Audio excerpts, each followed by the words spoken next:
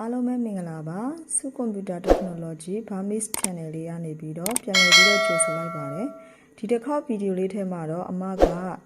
legal ကြောကတ်စာရွက်ကနေပြီးတော့ April ကြောကတ်စာရွက်ကိုမိတ္တူဆွဲတဲ့နီလန်လေးနဲ့ April ကြောကတ်စာရွက်ကနေပြီးတော့ legal ကြောကတ်စာရွက်ကိုမိတ္တူဆွဲတဲ့နီလန်လေးကိုအမပြပြပေးမှာဖြစ်ပါတယ်ခုဒီလိုမျိုးလေးပေါ့နော်ဒီလိုမျိုး legal ကြောကတ်စာရွက်ကနေ April ကြောကတ်စာရွက်မိတ္တူဆွဲတဲ့နီးနဲ့ April ကြောကတ်စာရွက်ကနေပြီးတော့ legal ကြောကတ်စာရွက်ကိုမိတ္တူဆွဲတဲ့နီလန်လေးကိုအမကပြပြပေးမယ်ပထမဆုံးအမက legal ကနေပြီးတော့ April ကိုမိတ္တူဆွဲတဲ့နီလန်လေးကိုပြပြမှာဖြစ်ပါတယ်ဒီမှာ paper slot ဆိုတဲ့နေရာမှာအမက April ထွက်ချင်တဲ့ကြောင့်မလို့ April ကိုရွေးမယ်ပြီးရင်ဒန်ကိုနှိပ်မယ်ပြီးရင်ကြောကတ်ဖြစ်တဲ့ကြောင့်မလို့2 side ဆိုတဲ့နေရာမှာ2 side ကိုရွေးပေးမယ်เนาะပြီးရင် okay ကိုနှိပ်မယ်ပြီးတော့အမကတရွက်ပဲလိုချင်တဲ့ကြောင့်မလို့1ကိုပဲနှိပ်မယ်ပြီးရင် copy ratio ဆိုတဲ့နေရာမှာ x y zone ဆိုတဲ့ဟာလေးရှိတယ်အဲ့ဒီမှာx ကိုအမက118ရာခိုင်နှုန်းရွေးပေးမယ်1ကိုကြတော့အမက138ရာခိုင်နှုန်းရွေးပေးမယ်ပြီးရင် okay ကိုနှိပ်မယ်ပြီးတော့အမက start ဆိုတဲ့ဟာလေးကိုနှိပ်မယ်ဒီကပထမတစ်မျက်နှာကို scan ဖတ်နေပြီเนาะပြီးရင်နောက်ထပ်တစ်မျက်နှာကိုအမက scan ဖတ်မယ် start ကိုနှိပ်မယ်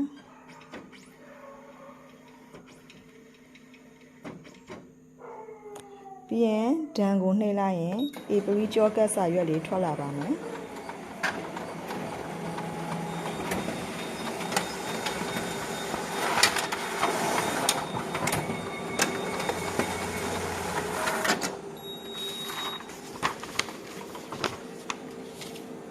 ဒီလိုမျိုးပေါ့နော်အမက legal ကြောကတ်စာရွက်ကနေပြီးတော့ April ကြောကတ်စာရွက်လေးကိုမိတ္တူဆွဲပြပေးတာဖြစ်ပါတယ်အခုဒီတစ်ခေါက်မှာတော့အမကဒီလိုမျိုး legal ကြောကတ်စာရွက်ကနေပြီးတော့sorry ပါ April ကြောကတ်စာရွက်ကနေပြီးတော့ legal ကြောကတ်စာရွက်ကိုမိတ္တူဆွဲပြမှာဖြစ်ပါတယ်ပြီးရင်ဒီမှာဒါတွေကိုဖြတ်ချင်တယ်ပေါ့နော်ဒီလို့ဆောင်ချက်တွေကိုဖြတ်ချင်တယ်ဆိုရင်ဒီမှာ reset ဆိုတဲ့ဟာလေးနှိပ်လိုက်ရင်အပြည့်ဖြစ်သွားပြီเนาะ paper slot မှာအမက legal ကိုရွေးမယ် legal ထွက်ချင်တဲ့ကြောင့်မလို့ legal ကိုရွေးပေးမယ်เนาะပြီးရင် done ကိုနှိပ်မယ်2 side ဆိုတဲ့နေရာမှာ2 side ကိုရွေးပေးမယ်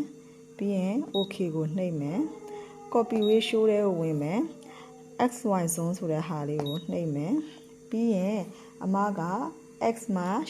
85ရာခိုင်နှုန်းရွေးပေးမယ် y မှာကြတော့အမက83ရာခိုင်နှုန်းကိုရွေးပေးမယ်ပြီးရင် okay ကိုနှိပ်မယ်ပြီးတော့အမကဒီမှာ scan ဖတ်မယ်ဆိုရင် start ကိုနှိပ်ပေးရမယ်เนาะ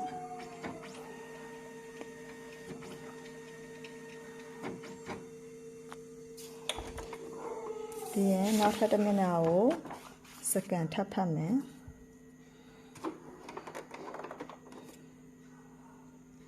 start ဆိုတဲ့ဟာလေးကိုနှိပ်ပေးမယ်เนาะအဲဆိုရင်နောက်ထပ်တစ်မျက်နှာကိုသူက scan ထပ်ဖတ်နေပြီပြီးရင်အမကဒန်ကိုနှိပ်လိုက်မယ်အဲဆိုရင် legal ကြောကတ်စာရွက်လေးထွက်လာပြီเนาะ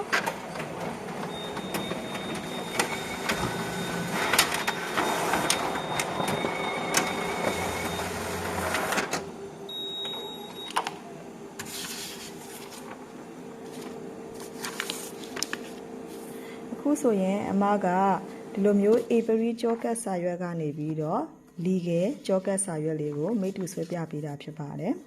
အဆုံးထိကြည့်ရှုပေးတဲ့လူတယောက်ချင်းစီတိုင်းကိုအရန်ပင်ကျေးဇူးတင်ပါတယ်မရဲ့ channel လေးကိုလည်း like and subscribe လေးလုပ်ပေးကြဖို့တောင်းဆိုချင်ပါတယ်အားလုံးကိုကျေးဇူးတင်ပါတယ်တတားပါနောက်ထပ်ဗီဒီယိုမှာပြန်လည်ဆုံတွေ့ကြမယ်နော်